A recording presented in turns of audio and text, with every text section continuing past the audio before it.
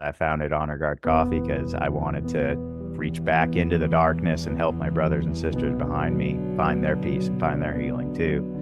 I'm trying to end the veteran suicide crisis. Lost way too many friends. I'm sick of it. Ayahuasca was like, man, it was like a light switch. It's, yeah, those things happen to me. I understand that, but that's not who you are. That's not who you have to be for the rest of your life. I felt encapsulated by the darkness and the trauma.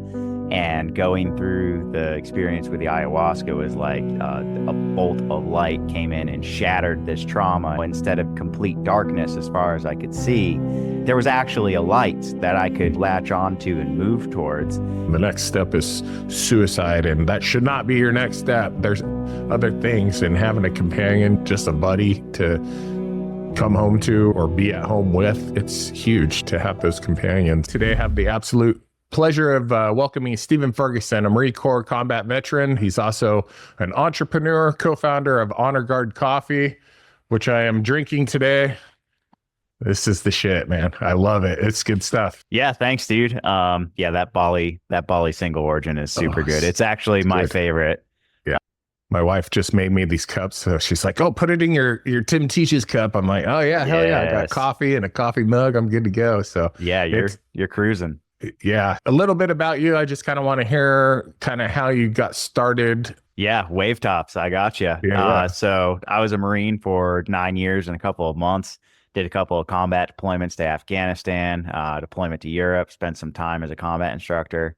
When I was a combat instructor, some things started to pop up, some mental health issues, PTSD stuff like that. Ended up escalating and getting to the point where, they were like, oh, we're gonna, how's retirement sound, buddy? And I was like, well, it's not what I was hoping for, but, I guess if you're, not really giving me many options, yeah, sure, I'll take it.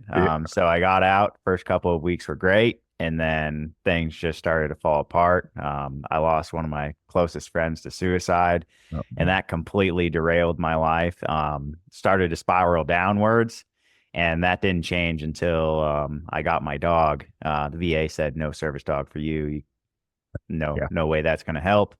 I ended up having to train her myself, which was crazy. But that was really the turning point in my life. She started to help me to pull my pieces of my life back together. She was like that foundation that let me do that difficult internal work. And then about a year and a half later, I had the opportunity to go down to Peru and sit with ayahuasca with a Shipibo shaman. And that was a completely transformational experience. And that brings me more or less to today, where I feel like my healing journey is well on its way. And, between going to Peru and getting Venus, I founded Honor Guard Coffee because I wanted to, reach back into the darkness and help my brothers and sisters behind me find their peace and find their healing too. And I'm just like so excited to even hear that, because I just learned you did ayahuasca like literally 10 minutes ago. And I was like, oh, this is gonna this is my jam. So how did I read that you kind of just accidentally met up with some dude named Diego, and he's part of the Heroic Hearts. Is that right? Yeah, he's a facilitator with the Heroic Hearts Project. DA, bro.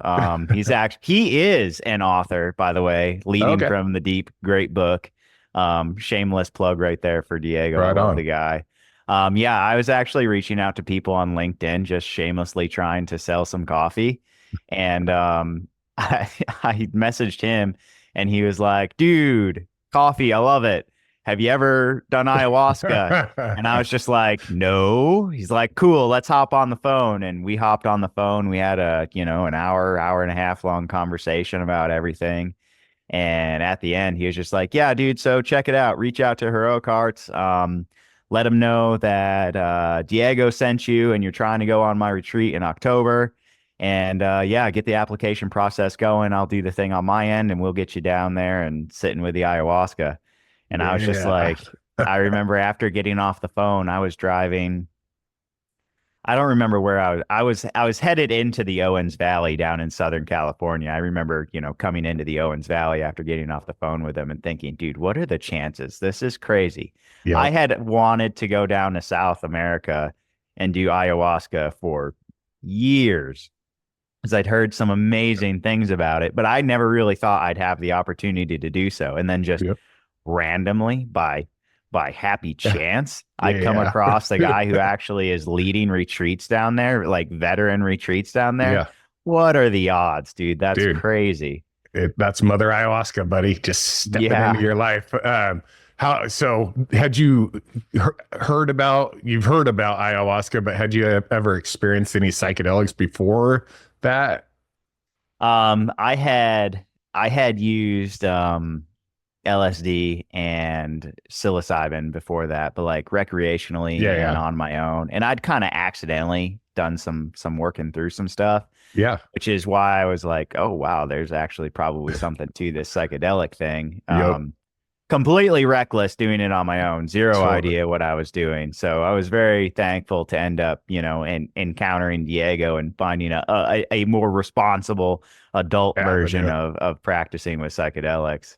Yeah, mine is crazy. So I had heard about it, and I was like, yeah, Joe Rogan and Sean Ryan, these guys talking about psychedelics, and I was like, that's interesting. I could definitely use that, but I'm not freaking going to Costa Rica or one of these places on my own. I don't know what the hell I'm getting myself into. And then my brother-in-law, of all people, is like this business guru dude, and his wife's kind of a hippie chick, my sister-in-law, and she went and did ayahuasca on her own, and he's like, oh yeah, man, I want to, try it out just to see what she experienced. And so he went to a place down in Costa Rica and tried it, and it like changed his life. And he's not a PTSD guy or anything. He's just, normal guy. But I saw him, I was like, man, you look freaking different. You act different. Like, what the hell's going on? So he ended up investing in this place down in Costa Rica, and he's like, hey man, you want to come do ayahuasca with me? I was like, he's like, hey. He actually asked my wife, and my wife's like, I think Tim should go instead. He's a little more messed up than than me. So they sent me down there, but holy crap, it changed my life. Like, it's crazy, the experience. How long was your guys' retreat, and what did it entail? It was about a week. Three of those nights were actually sitting with the ayahuasca. There was a couple of days of prep beforehand. We got to meet with the healers, kind of, Mhm. talk with them, let them know what we were hoping to get out of the thing. And I guess they, did their thing and formulated the The medicine. medicine. Yeah. Yeah. Specifically for that. Cause, like I remember I wasn't really sure what to ask for, but I asked for something that I thought. Yeah. And then, the experience that I had was exactly what I asked for, but from like a completely different avenue than I thought was going to happen. Yeah. Have you done it since then, or you just did the one time? I did the one time and I hadn't really felt the call back until Yeah. recently. And even this recent call back, I'm kind of like hesitant because I'm Yeah. I'm feeling pretty certain that the next experience is going to end up being ego death, and I'm going to be Oh, honest that buddy. Yeah. that scares the willies out of me, and I'm like, oh, need to do it, but oh, that sounds horrible. Yeah, I jumped in both feet in. I mean, I went in December, and then I went again in July, and then I went again in the following December. So I've had 3 week-long experiences, but the first one was the most profound. I mean, it scariest thing I ever went through, most healing thing I ever went through, all wrapped into the same experience. But you can't really, it's hard to explain it to people, and everybody has kind of their own different, you know, Hmm. experience. But I highly recommend it to veterans if you're dealing with PTSD and haven't found relief from some other avenue. Like, it can change your life. It could fix you. So man, so how did you get into the coffee and the podcasting and all this stuff you're doing now? Yeah, so it really all started because I'm trying to end the veteran suicide crisis. I just lost Mhm. way too many friends. I'm sick of it. I founded the coffee company because I wanted to have a larger impact on it than I could have myself. I'm only one person. I can only train one dog at a time. I can only, contribute so much financially. But my reasoning behind, founding the company is that, based on how big I build this company, that's the size of the impact I can have. Potentially there's potential for having some serious impact out here, of course. And, that takes people supporting the cause. And I'm one very small piece of this thing that's being built. But that's why I got into it. That's why I'm jumping out on podcasts now. Yeah. I actually don't particularly like getting out there and telling my story. Yeah. But you gotta do what you gotta do. I want people to know that, like, suicide's a crazy problem in the veteran community, and if you want to change that, help me change that. I have a way for people to do that. Yeah. Spreading the word and talking about it. That's the thing. A lot of veterans just sit and they don't talk to anybody about it, and they don't hear other veterans' stories because everybody keeps this shit to themselves. And so just us sharing our stories is guaranteed going to help some other veteran who's out there right now, and just stumbled across this podcast. And so coffee is good for PTSD, and dogs and ayahuasca, man. I mean, but how big of an organization are you right now? You're growing, obviously, and you're selling more coffee. So we're still pretty small right now. Last month's donation was $134.90. I think it was. Yeah. But I mean, it's bit by bit. It's all iterative. That's $134 more than I could have given. For sure. I'll tell you that much. So we've got now I'm gonna have to buy all your coffee, dude. Because it's good. Man. I'm not bullshitting. I'm like, send me some, but I'm gonna buy some for sure. It's good coffee, and so if you're gonna buy, most people are gonna buy it anyway. Buy it from an organization that's helping people and helping veterans. It's so needed, man. Like, what kind of I mean, you were discharged from the military with PTSD, and your dog kind of helped you get through some of that stuff. Did you receive any real mental health support from the VA? Because that's they chat my ass a little bit. Like, I get bottles and bottles of medication, and it's like, but nobody, they give you like 4 or 5 different things, and it's like, fucking, should I take these all at once or what? There's no, the care is trash, in my opinion. And it's not, I don't blame the individual providers. It's just a broken system. Did they give you any kind of good care, or was it just kind of good luck? The individual providers I've experienced were pretty good, especially on the mental health side. I haven't interacted much with the actual healthcare side. The little bit I have, I'm like, I think I'd rather just pay for healthcare. Thank you very much. Yeah. The mental health care, I got a psychologist, a psychiatrist. I got medication coming out my ass. And, it wasn't helping. I had gone through, by the time I was retired, I'd gone through I think it was 2.5 years of therapy with a psychologist and a psychiatrist. I'd done intensive outpatient programs, all these different things. Hell, even acupuncture. That was crazy. I mean, it actually helped. Yeah. For the time that I had the needles in and a couple minutes afterwards. But the thing was that I had been seeing my psychologist for like a year, and then I went in for a one of the appointments, and she was like, "Hey, so my superiors are saying that you've had enough therapy. I'm going to have to stop seeing you after a couple of sessions." And I was like, "Well, okay, I guess I could probably still use a psychologist. That's crazy. So what do I do?" And she was like, "Well, honestly, I don't know." And I'm like, wow. Well, fuck, I have not had a psychologist since then. So that's been like 3-4 years, something like that. I could arguably, very strong argument for being a huge benefit to my personal mental health to have a psychologist, but for sure, I mean, I could go to the VA again, but if they're just going to give me a little bit and then say, all right, go fuck yourself. Yeah. You And know, that's the biggest problem with them, man. It's like they do the bare minimum just to, okay, this guy's not going to blow his head off in the parking lot. So, check in with us in a year. And that was kind of the experience I had going in there. It's like, I'd talk to these guys and it's like, yeah, here's some medication and, basically get out of here because we got dudes lined up out the door. And I get it. They're overwhelmed, but, or you find, I actually did talk to a decent provider there a couple of times. And then you come back and it's like, nope, she bailed. she couldn't handle the system anymore either. Cause they're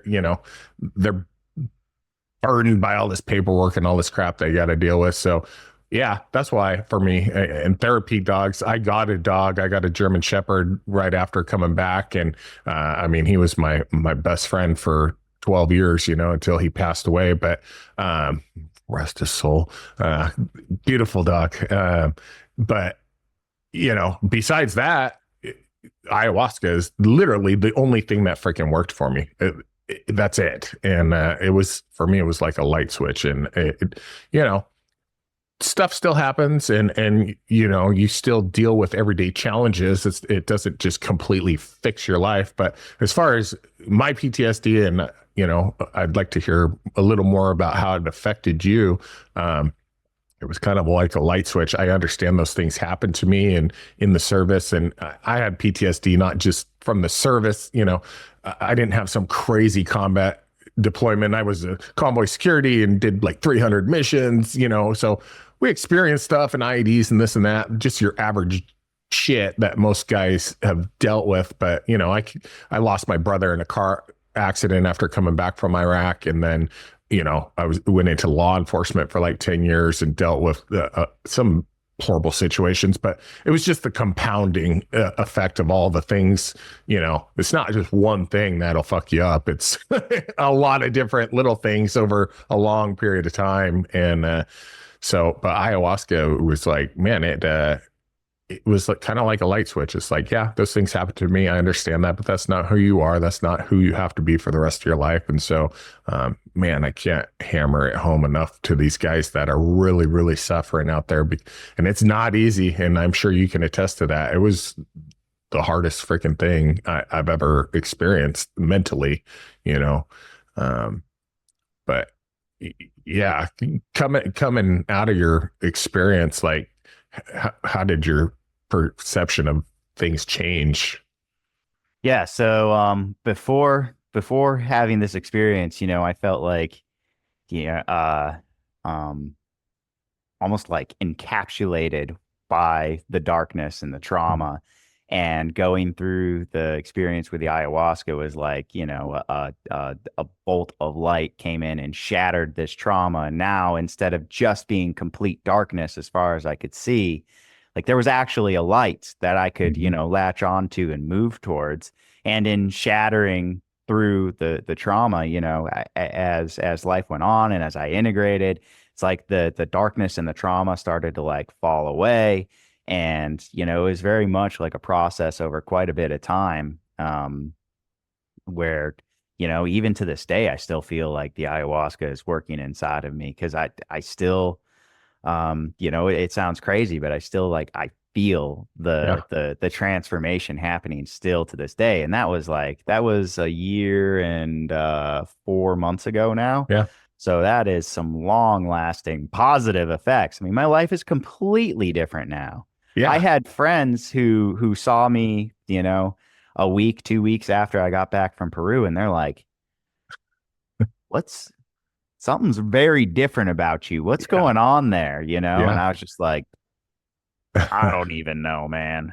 Yeah, it's so wild. It's hard to explain. I tried for a few months to explain the experience, and I wrote down my whole entire experience, while I was still coming out of the medicine. They would send you back to your room, and I'm just journal, and I got 15 pages because the place I went, you did 4 different nights and in detail. But going back and rereading that stuff puts you almost right back in that, and you get a lot of benefit out of it. I don't know. Did you do any kind of journaling or documenting of your experience?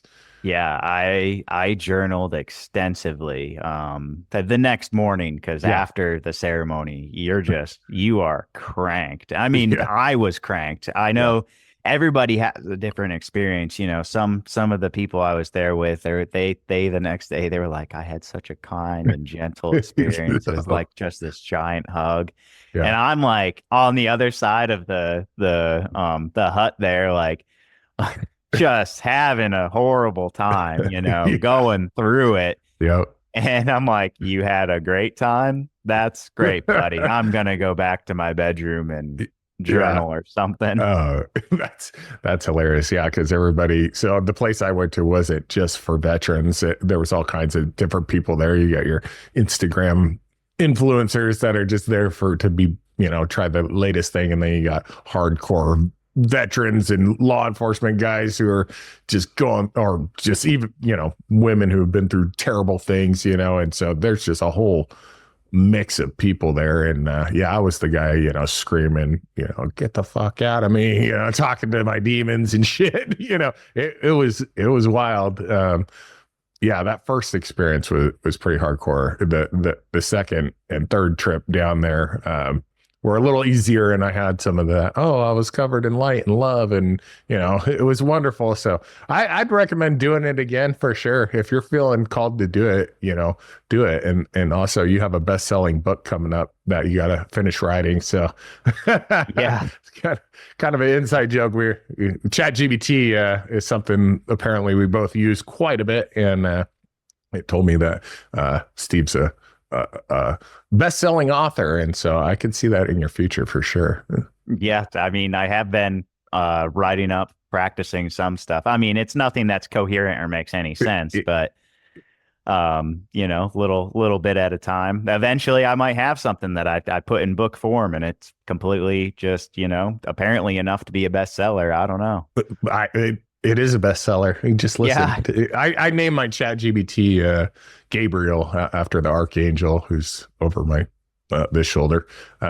Yeah, so now I have a full-fledged relationship with that thing, and it helps me in all my business decisions, and it's wonderful. Can you kind of jump into a little bit about your military service and what got you to join the service, and tell me about it.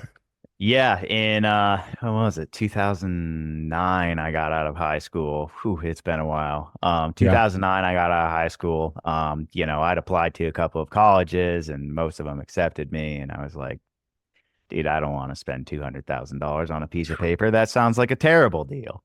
And the war was in full tilt, the surge was going on, and I kind of thought like, hey, if it's not me, it's got to be somebody else. So I'm gonna join the military, and I'm gonna go do something. I want to know that I'm having a positive impact on the world, and of course, this seems like a great way to do it.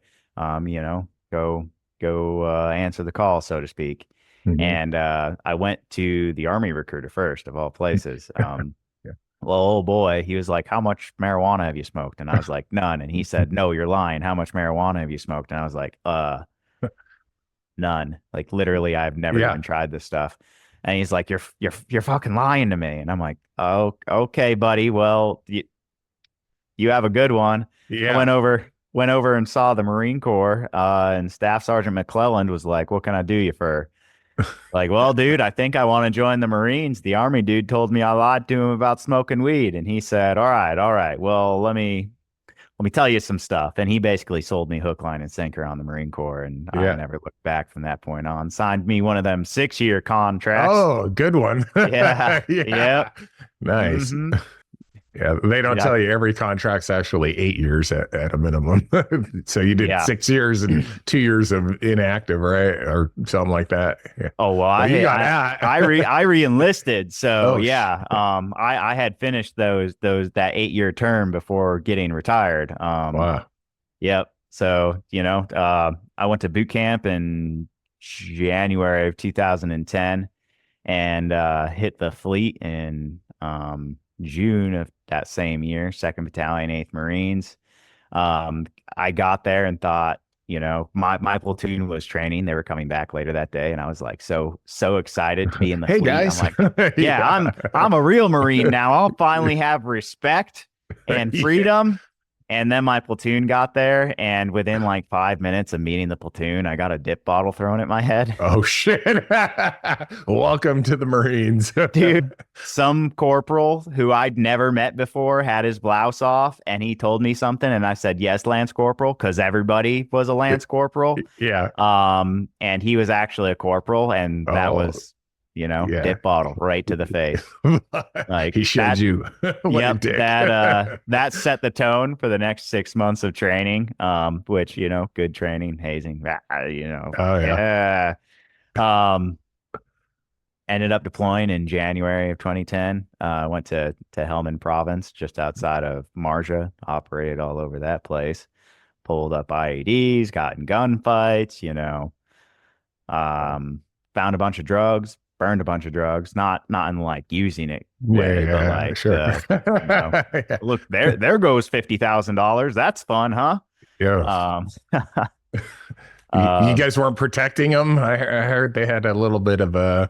So some of the guys were over there protecting the opium fields because that helps stimulate the economy for those guys over there. Like, Oh, fuck. I was just some dumb Lance Corporal. I had no Yeah, idea. Dude, yeah, sometimes we were burning the poppy fields down. Sometimes we were just walking through the poppy fields. yeah, Honestly, I had yeah, no yeah. idea. What's your thought on all those wars, man? Like, you were in the shit, obviously, and Yeah. I did Iraq. I never did Afghanistan, but those were both going on at the same time. And me looking back on it, I'm like, I went in for WMDs, and I'm like, I think they fucking lied to us. I'm pretty sure this was Dude, not. I don't know for sure. I'm just Yeah, some fucking hill jack, but yeah, yeah, I think they lied to us, and I think we got swindled. And I yeah. think a lot of people made a lot of money A lot of money. off of risking the lives of, honestly, some of the best people I have ever met. And now we're still paying the price. This community is still paying the price. Yep. And that is, it fucking sucks. I had a phone call with one of my best friends last night. He was on my 2010 deployment. He lost a leg in this war. Holy shit. And he called me last night crying because, we lost some Marines, and he called me crying. He was like, dude, I'm sorry I wasn't there. And I'm like, brother, you actually lost a leg. Like there was a pretty good reason you weren't there. And he's just like, I know, man, but like, dude, he's just like, it's like, what was it for? Why did he lose his leg? Why did Myri lose his life? Yeah. It's real hard to deal with and accept that, Yeah. like, dude, we killed bin Laden when we were there in 2011, and then we went back another time. Dude, what were we doing? Come on. Yeah. For fucking 9 more years they were there. Like, yeah, it drives me crazy. I mean, I love the military, like, with all my heart, and the guys who serve it, but the motherfuckers who start these endless wars and profit off them, just, I mean, there should be hell to pay for these people that are criminals, in my opinion, like, literally. And I'm sure that's not going to get great ratings, or maybe it'll get really good ratings saying that on this podcast, but it's disgusting, and these wars, yeah, some of them are over, but people are still dying from them, and they will continue to die for a very long time. And it's just disgusting. So 22 a day. Yeah. That's like 6,000 and some change every year. That's we've taken more casualties from suicide than we have from combat deaths over the entire 20 years of those wars. Yeah. It's crazy. And I think the problem is that, and this is apolitical here. It is both left and right, but we don't have politicians anymore, or we have politicians. We don't have statesmen or stateswomen anymore. Yep. We have people that are looking out for today and their pockets instead of tomorrow and the next generation. And Yep. And most of these people haven't served, and their kids will never serve, and they just will fire up a war anytime they can, because they're making money off of it. And if you don't think so, you don't know what you're fucking talking about. Like, you need to do a little bit of research, and the more research you do, the worse your PTSD gets as a guy like me. So I kind of try to stay away from that stuff because it is so disgusting to me, and I don't know. At this point, it's like I have a son who's 5 years old and he's all in on the military, wearing fatigues and all this stuff. And I don't push that on him at all. I don't even talk about the military. And boy, I don't think I would ever want my son to join in an environment like this unless we were being attacked ourselves, or really saving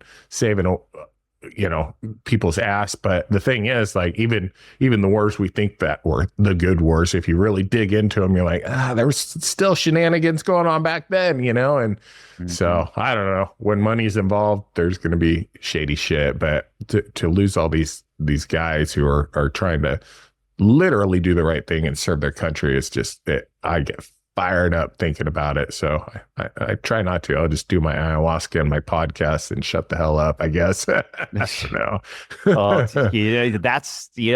I get fired up. Obviously, I've literally built my life around tackling this problem. And, I am hopeful because I'm starting to see, a lot of veterans like you and I that are fed up and they just want to do something. There's got to be an answer out here. And there's answers, and it's not just service dogs and it's not just ayahuasca, but dude, Correct. It's gaming communities. Yep. It's horticulture. And one of the things I also do is I have started to advise veterans that are forming nonprofits to specifically tackle this suicide problem. I've been trying to build businesses for the past 5 years, so I've learned a thing or two. Yeah. And in the startup phase of the nonprofit, dude, the organizational development's the most challenging bit of the whole thing. So I give that knowledge freely. I begged, borrowed, and stealed to get it. I had to do that's awesome. Some crazy stuff in Orange County to actually get in the room with people. And learn this stuff. But now I give it away freely because, dude, I can't end this crisis alone. But if the community works together and, pursues our passion and pursues aiding veterans in finding the healing that we found ourselves and sharing that we'll actually stand a very good chance of ending the suicide crisis. Dude, that's incredible. I mean, I'm right there with you. I haven't lost very many veterans that I served with. I mean, I have lost a few, and I guess but we were so separated by this time. It's been years, and you hear, oh, so-and-so, we lost so-and-so. And so it doesn't hit as hard as, your really close friends. But I mean, it's an epidemic. But another thing, I deal a lot with, or talked to a lot of law enforcement guys too, because I was also in that arena. They're dealing with the same thing, man. Exact same thing. And those guys almost a lot of them have dealt with just as bad, if not worse, because it's day in and day out. These guys are dealing with this stuff for 20 years in a career. And it's like you're going from suicide to this person died, car accident, and unfortunately for them, and kind of with the military, while you're in, our deployments and time in service generally is a little shorter than law enforcement. But those guys, they do it. They can't seek psychedelic therapy, because there's such a stigma within. It's like, dude, you're not doing ayahuasca for fun. I promise you. It's not a recreational drug. And if somebody does it as an active member of law enforcement, they should be able to do that. Because it's not, you're not fucking tripping on LSD, having a rave, this is, I did it in almost a clinical environment. Obviously they have a Maloka and shamans and all this stuff, but these guys deserve the opportunity to be able to get some healing even while they're in, because I did almost 10 years in law enforcement as a reserve deputy. So not full time, but I went in with a lot of guys who, looking at them now, and they stayed in and they did it full time, they're just wrecked already. And it's like, bro, you're only 12 years into your 20-year career and they don't look like the same person. It's awful. And so they got military and law enforcement and just people in general need to be able to have access to these different healing modalities. And I know the VA is doing a little bit of work with like MDMA, and some psilocybin type stuff. I've never done any of that, so I don't know exactly the benefits of it. Do you have any guys who have this experience like MDMA, and was it better? I've talked to people who kind of tangentially were involved with some of the MDMA studies, and it was funny enough, we were actually talking about it on the ayahuasca retreat, because some of the people there were very heavily involved in the psychedelic as a medicine community and movement. And they were talking to me about it and how it works and like the actual physiological effects and why it does what it does and how it was truly effective. And then, some concerns with it too, because it can be used recreationally. And one of the things that they brought up was that recreationally, it tends to be, let's see, how do I put, like, not respected for what it can do. And, if you don't respect the substance, like it can have some serious negative repercussions. And so really they were advocating for, responsible use, and they advocate for the responsible use of all the psychedelics, which, I do as well. If you're if you're using them recklessly, like bad things can absolutely happen. So Yeah. Don't go you'll open a portal you don't want to. Like, yeah, dude. For real. If you're intent on experimenting by yourself, like, please, for the love of everything, to include your life, remove anything that could be a danger to yourself, because once you're in it, you're in it, and things do not seem the same way that they would when you're sober. So best way to do it: take your firearms, give them to somebody else, like no knives, nothing. Don't be get all that out. Get somebody to sit you that's experienced with this. That's like the best way to do it.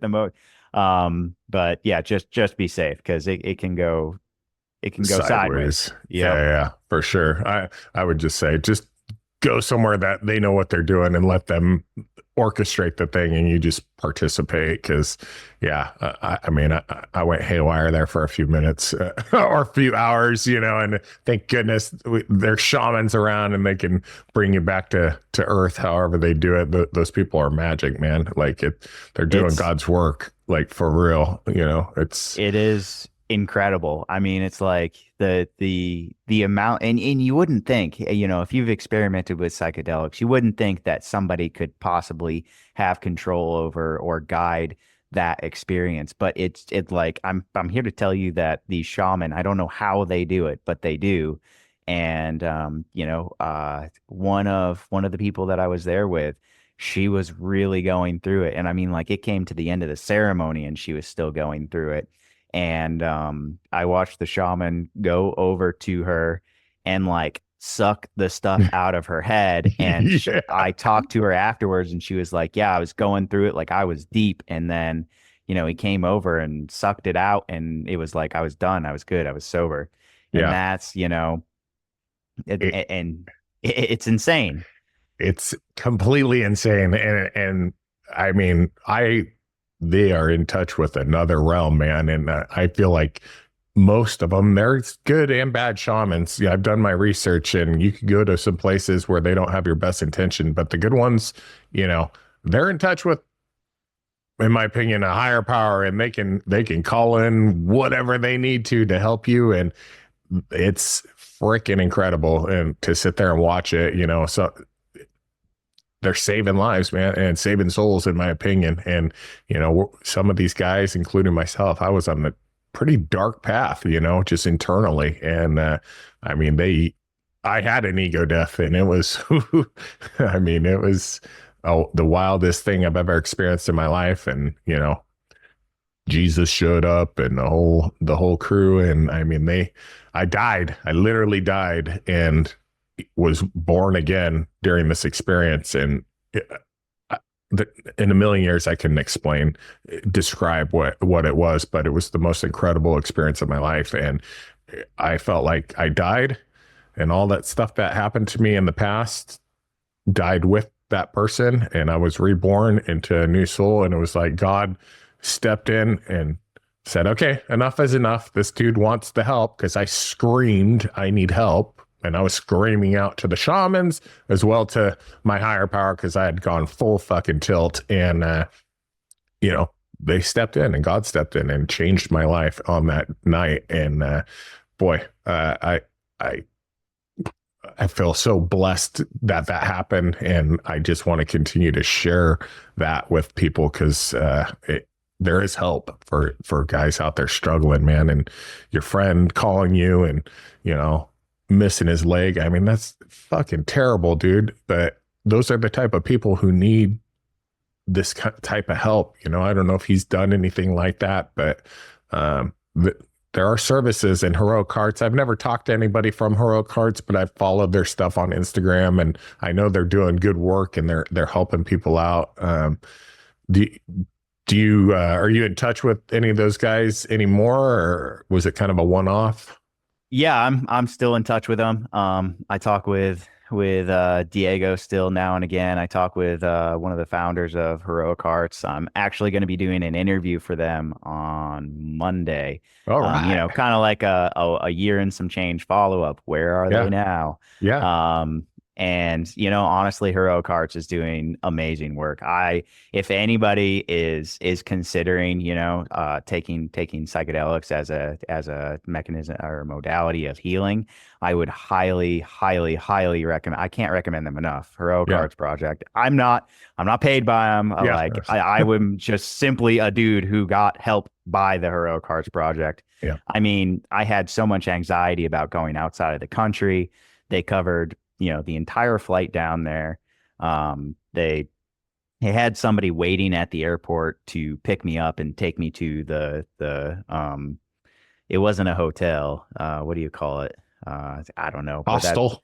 Yeah, a hostel. Yeah. It took me to a hostel, and like the nicest people in the world running this hostel. And then, you know, Diego was there, the facilitator. He's been there down there a million times. So really, they take and they make it idiot proof, you know? Yeah. You can just show up. You can just completely data dump and just show up. And that's how they do this. They make it as easy as possible. Yeah, that's incredible. Like, I love it. And I have been following them, and, you know, the place I went was called Rhythmia, and, you know, I'm not affiliated, I'm not sponsored, I don't get shit from them, but I am, you know, I've pushed them a lot, because that's the only one I'm experienced with. But for veterans, you know, there's a couple other places too that do this, and I would recommend going to one that services veterans, because they really know what they're doing, and they're helping guys out and changing lives, man. Bro, this is awesome. I love your coffee, man. And Thank you, sir. You're also you know, we didn't talk much about the service dog side of things, you know, but you're donating money and helping guys get service dogs, because it's good to have companionship, man. A lot of guys are alone out there. You know, they've lost their wife and they lost their family, and the next step is suicide, and that should not be your next step. You know, there's other things, and having a companion, just a buddy to come home to or be at home with, you know, it's huge to have those companions. And so the fact that you guys are helping people, you know, get service dogs, that's incredible, man. Like, I applaud you, but that's an amazing mission. Where do people buy your coffee at, man? honorguardcoffee.com. If you do a Google search, Honor Guard Coffee, or any kind of small variation of that, it'll pop up. That's where you find the coffee, right on the internet there. Yeah. You're also on Instagram. I just found your page and started following you. And I'm going to tag you and blast your logo and links and stuff all over this video.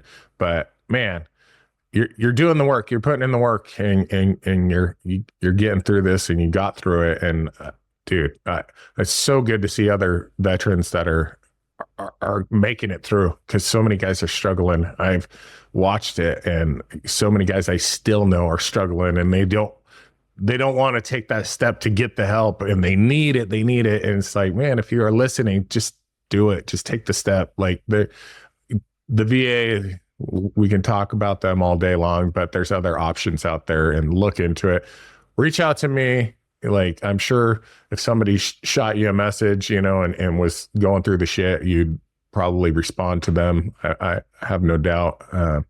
But man, I appreciate your service. And what am I missing? Anything about you that I know we just touched on a little bit of stuff, but you got anything else, any closing words or thoughts you'd like to share? Yeah, dude. Like you said, like the first step is the hardest one to take. If you're struggling, dude, just force yourself to take that first step. If it ain't the VA, dude, I get it. The VA. The Overwatch Collective, it would be a great option. They provide, they're a nonprofit, and they provide, they pay for mental health services to like real actual mental health providers, free of charge to veterans. It's a nonprofit that my best friend has been doing some fundraisers for, and they're great. So if you're hesitant to take that first step because VA, and I get it, dude, head over to the Overwatch Collective. They are absolutely amazing.